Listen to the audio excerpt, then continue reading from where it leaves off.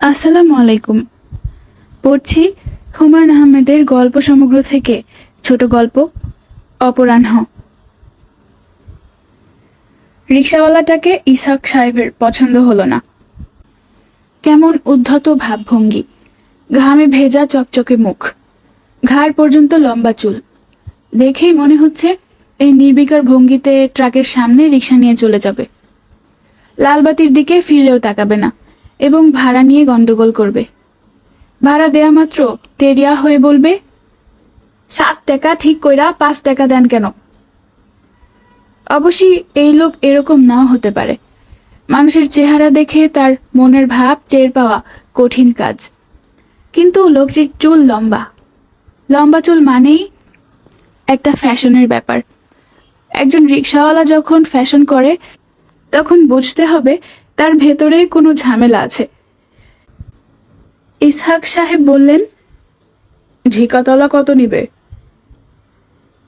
Rickshawwala pitch করে তার ঠিক সামনেই থুতু ফেলে বলল, যা ন্যায্য ভাড়া হয় দিবেন। ন্যায্য ভাড়াটা কত শুনি? রিকশাওয়ালা বিরক্ত মুখে তাকালো, কোনো উত্তর দিল না। পরিষ্কার বোঝা যাচ্ছে সে ঝামেলাটা করবে ন্যায্য ভাড়া নিয়ে। যখন তাকে ভাড়া দেয়া হবে সে থমথমে গলায় বলবে, এইটা কি দিলেন?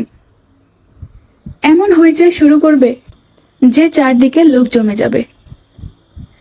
ইসহাক সাহেব কঠিন স্বরে বললেন, 5 টাকা দেব, যাবে? রিকশাওয়ালা হ্যাঁ না কিছুই বলল না, পিচ করে আবার থুতু ফেলল। মনে হচ্ছে তার যাবার ইচ্ছে নেই। আকাশে জুন মাসের রোদ ঝাঁ ঝাঁ করছে। আগে এই রোদে রাস্তার পিচ গলে যেত, এখন গলে না। এরা বোধ হয় রাস্তায় নতুন ধরনের কোনো পিচ ব্যবহার করে। কি যাবে নাকি? ওঠেন। 5 টাকায় রাজি হওয়া একটা সন্দেহজনক ব্যাপার। এই কড়া রোদে ভাড়া 5 টাকার বেশি হওয়া উচিত। কিন্তু এ বেটা রাজি হয়ে গেল কেন? অন্য কোনো মতলব আছে নাকি? একবার তিনি গুলিস্তান থেকে নিউ মার্কেট যাবেন। রিকশাওয়ালা 3 টাকায় রাজি হয়ে গেল। রহস্যটা টের পেলেন কিছু দূর যাবার পর। রিকশাওয়ালা বিরাট এক কাহিনী ফেদে বসল, যে কাহিনী বিশ্বাস করার কোনো প্রশ্নই ওঠে না। আজই নাকি তার মেয়ের বিয়ে। সন্ধ্যাবেলা বরযাত্রী আসবে, তাদের 2টা ডাল ভাত খাওয়াতে হবে। কিন্তু সেই পয়সা এখনো জোগাড় হয়নি।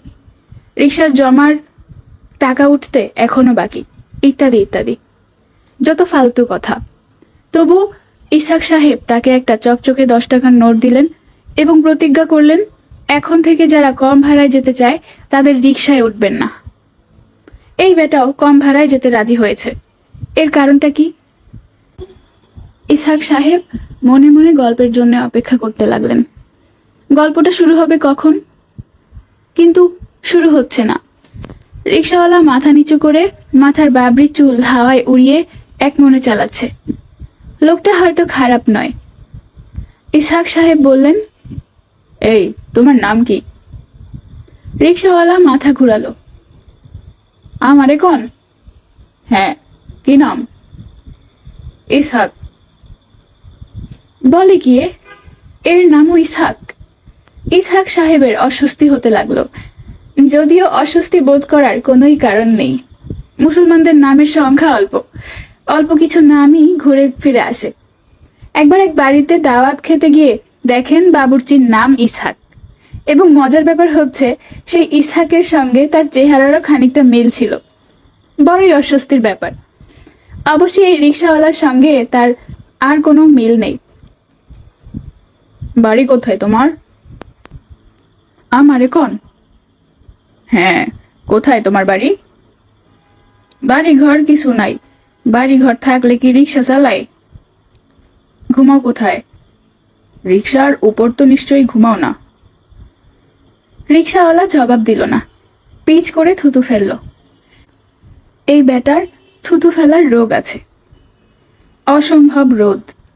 বেটার রিক্সা টানতে কষ্ট হচ্ছে। ইসহাক সাহেবের অস্বস্তি বাড়তে লাগলো। অস্বস্তির কারণ কি দুজনের একই নাম? নামের প্রতি আমাদের কি অন্য এক ধরনের মমতা আছে? হয়তোবা। তোমার ছেলেপুলে আছে নাকি ইসহাক মিয়া? আছে। কয়জন? 2 মাইয়া।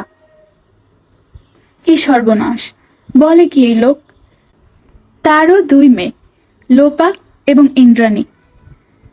তিনি দারুণ উৎকণ্ঠা নিয়ে জিজ্ঞেস করলেন, এদের নাম কি? নাম দেয়া কি করবেন? বলো না। একজনের নাম হইল গিয়া। বলতে বলতে সে রাস্তার পাশে হঠাৎ রিকশা দাঁড় করিয়ে দিল। এই কি হয়েছে? শরীরটা খারাপ, পেটে ব্যথা। নতুন ধরনের কোনো চাল কি? শরীর খারাপের অজুহাতে বাড়তি কিছু লাভের চেষ্টা? হয়তো এই রোদে তার আর যেতে ইচ্ছা হচ্ছে না। ইসহাক সাহেবকে এখানেই নেমে যেতে হবে এবং পুরো 5 টাকাই দিতে হবে। বিচিত্র কিছু না, এরা হাড়ে হাড়ে বজ্জাত। ইসহাক সাহেব একটা সিগারেট ধরিয়ে আর চোখে রিকশাওয়ালার দিকে লক্ষ্য রাখতে লাগলেন। শরীর খারাপের কতটা ভান, কতটা সত্যি, এটা ধরতে চান। তিনি দেখলেন সে ফুটপাতে শুয়ে পড়েছে। 2 হাতে খামচি দিয়ে তার পেট ধরে রেখেছে। কোনো রকম শব্দ বা চিৎকার করছে না। কাজেই সম্ভবত ভান নয়। ভান হলে করে লোক জমিয়ে ফেলত। এখানে কোনো লোকজন জমছে না।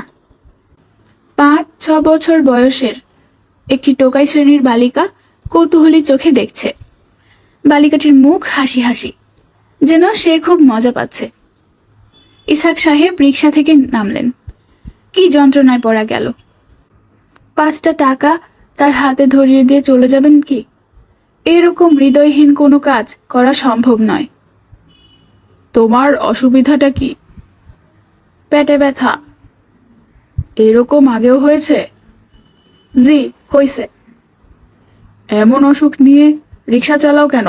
পাগল নাকি? রিকশাওয়ালা লাল চোখে তাকালো। চোখ দুটি এখন লাল হয়েছে না আগেই লাল ছিল তিনি লক্ষ্য করেননি। সাব, আপনি আমার রিকশাটা দেখবেন। গরিব মানুষ, রিকশা গেলে সর্বনাশ। রিকশা যাবে কেন?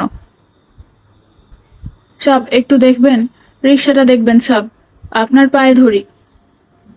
বলতে বলতে সত্যি সত্যি তার পায়ে ধরবার জন্যে রিকশাওয়ালা এগিয়ে আসতে চেষ্টা করল। তিনি চমকে পেছনে সরে গেলেন। ঠিক তখন লোকটি একগাদা রক্ত বমি করল। ইসহাক সাহেব কপালের ঘাম মুছে কাপা গলায় ডাকলেন, এই এই এই ইসহাক মিয়া সাব, আমার রিকশা, আমার রিকশা। দেখতে দেখতে চারদিকে ভিড় জমল। মানুষের হৃদয় থেকে মমতা বোধহয় পুরোপুরি নিঃশেষিত হয়নি। 2টি যুবক ছেলে তাকে ধরাধরি করে বেবি ট্যাক্সিতে তুলল। নিয়ে যাবে পিজিতে। তার রিকশার দায়িত্ব নিতে অনেককেই আগ্রহী দেখা গেল। ইসহাক সাহেব কাউকে সেই দায়িত্ব দিতে রাজি হলেন না। জুন মাসের প্রচণ্ড রোদে নিজেই রিকশা টেনে টেনে নিয়ে গেলেন সায়েন্স ল্যাবরেটরির পুলিশ ফাঁড়িতে। এমন বিপদেও মানুষ পড়ে। রিকশা জমা দিয়ে যে বাসায় চলে যাবেন সে উপায়ও নেই। যেতে হবে পিজিতে। ইসহাক মিয়াকে বলতে হবে রিকশা জায়গা মতো আছে। সে সুস্থ হয়ে ফিরে এলে তার রিকশা ফেরত পাবে। অথচ আজ তার সকাল সকাল বাসায় ফেরা দরকার।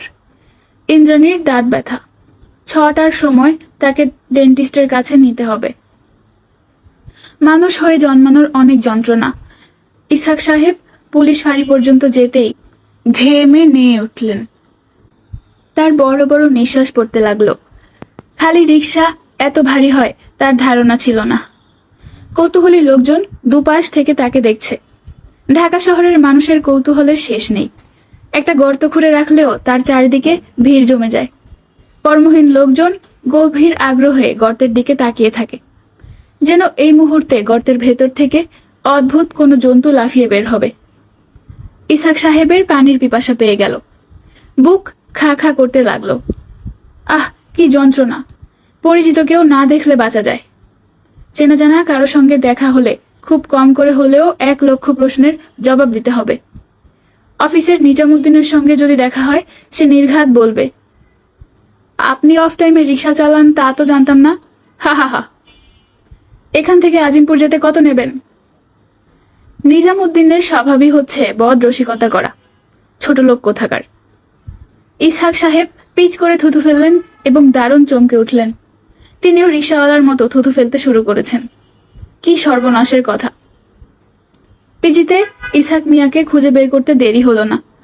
ইমার্জেন্সিতে একটি বেঞ্চের উপর তাকে শুইয়ে রাখা হয়েছে। মাথার উপর একটা ফ্যান। ফ্যান প্রবল বেগে ঘুরছে এবং বাতাসে ইসহাক মিয়ার লম্বা চুল উঠছে। দীর্ঘ সময় তিনি তার পাশে দাঁড়িয়ে রইলেন। তারপর গেলেন অল্প বয়সী এক ডাক্তারের কাছে। ডাক্তার ছেলেটি ক্লান্ত এবং কোনো কিছু নিয়ে খুবই চিন্তিত। তার বিরক্ত মুখের দিকে তাকিয়ে কথা বলতে ইচ্ছে করে না। তবু তিনি বললেন, ওই রিকশাওয়ালা কখন মারা গেছে? ডাক্তার ছেলেটি ঠান্ডা গলায় বলল, জানি না কখন। ওর রিকশাটি আমি থানায় দিয়েছি, এখন কি করব? কাকে খবর দেব? আমাকে এইসব বলছেন কেন? তিনি বারান্দায় সরে এলেন। মিনিট 10 দাঁড়িয়ে রইলেন একা একা। রোদ মরে আসছে, আকাশে মেঘ। তিনি হাসপাতাল থেকে বের হয়ে ঠান্ডা এক বোতল পেপসি খেলেন। 6টা বাজতে দেরি নেই। ইন্দ্রাণীকে ডেন্টিস্টের কাছে নিতে হবে। তিনি একটা রিকশায় উঠে পড়লেন। রিকশাওয়ালাটির বয়স খুবই কম, উৎসাহ বেশি। সে রিকশা নিয়ে ছুটছে, অকারণে বেল বাজাচ্ছে। খুব কায়দা করে সে দুটি রিকশা ওভারটেক করে দাঁত বের করে হাসল। ইসহাক সাহেব মৃদুস্বরে বললেন, নাম কি তোমার? শামসু। ইসহাক সাহেব কোমল স্বরে বললেন, তুমি কেমন আছো শামসু? শামসু অবাক হয়ে পেছনে তাকালো। কোনো জবাব না দিয়ে দ্রুত প্যাডেল চাপতে লাগলো। সামনেই ট্রাফিক সিগন্যাল। অনেকক্ষণ সবুজ বাতি জ্বলছে। ওটি লাল হবার আগেই তাকে পার হয়ে যেতে হবে। যাত্রীদের আজে বাজে প্রশ্নের জবাব দেবার তার সময় নেই।